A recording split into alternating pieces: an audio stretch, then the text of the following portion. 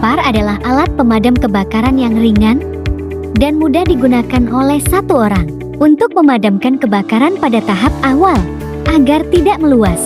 APAR biasanya berbentuk tabung yang diisi dengan bahan pemadam api seperti air, busa, CO2 atau serbuk kimia.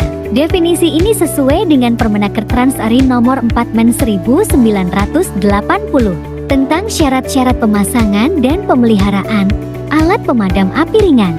Kemudian, berikut ini penjelasan cara menempatkan APAR atau alat pemadam api ringan. APAR harus ditempatkan di lokasi yang mudah dijangkau, terlihat jelas, dan strategis. Kemudian, berikut beberapa hal penting. Yang pertama, APAR ditempatkan pada posisi mudah atau dilihat dengan jelas, mudah dicapai dan mudah diambil, tidak terikat permanen dan tidak terhalang benda lain. Kemudian, pemasangan harus dilengkapi dengan tanda pemasangan. Yang kedua, pasang APAR pada dinding minimal 15 cm dari atas lantai atau idealnya 120 cm dari atas lantai, 125 cm ditambah tanda APAR. Yang kedua, jarak pemasangan APAR satu dengan lainnya adalah 15 meter. Yang ketiga, semua tabung APAR sebaiknya berwarna merah. Yang keempat, APAR dapat ditempatkan pada lemari atau peti box APAR yang tidak dikunci.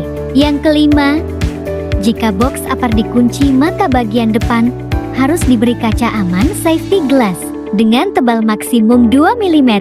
Yang keenam, APAR tidak boleh dipasang dalam ruangan atau tempat di mana suhu melebihi 49 derajat Celcius atau turun sampai minus 44 derajat Celcius, kecuali apabila APAR dibuat khusus untuk kondisi suhu ekstrim.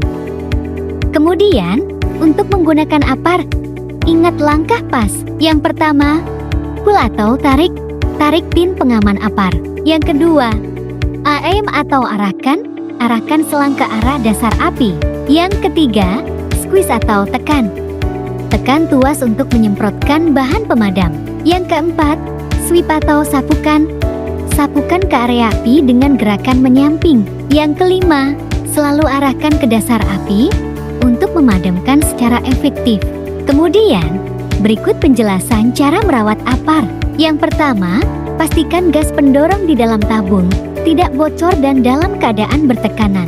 Yang kedua, pastikan bahwa segel di tabung masih dalam keadaan utuh. Yang ketiga, pembersihan pada badi tabung agar terhindar dari debu dan korosi. Yang keempat, guna menghindari pembekuan, dapat dilakukan dengan membolak-balik tabung. Yang kelima, jika posisi tabung digantung, pastikan berakit dalam keadaan kuat. Yang keenam, usahakan agar tabung terhindar dari kontak langsung matahari dan hujan. Suatu hari, terjadi kebakaran kecil di dapur kampus karena minyak goreng terlalu panas dan memercik api. Api mulai membesar di atas kompor, membuat suasana panik. Untungnya, ada alat pemadam api ringan APAR di dekat pintu dapur. Salah satu mahasiswa yang lebih tenang segera mengambil APAR dan mengingat langkah-langkah PES untuk menggunakannya. Yang pertama, mahasiswa tersebut menarik pin pengaman pada APAR. Yang kedua, mahasiswa itu mengarahkan selang ke dasar api, bukan ke nyala apinya. Yang ketiga, dengan mantap tuas APAR ditekan untuk menyemprotkan bahan pemadam. Yang keempat, menyemprotkan dengan mengarahkan secara menyamping, menyapu seluruh area yang terbakar.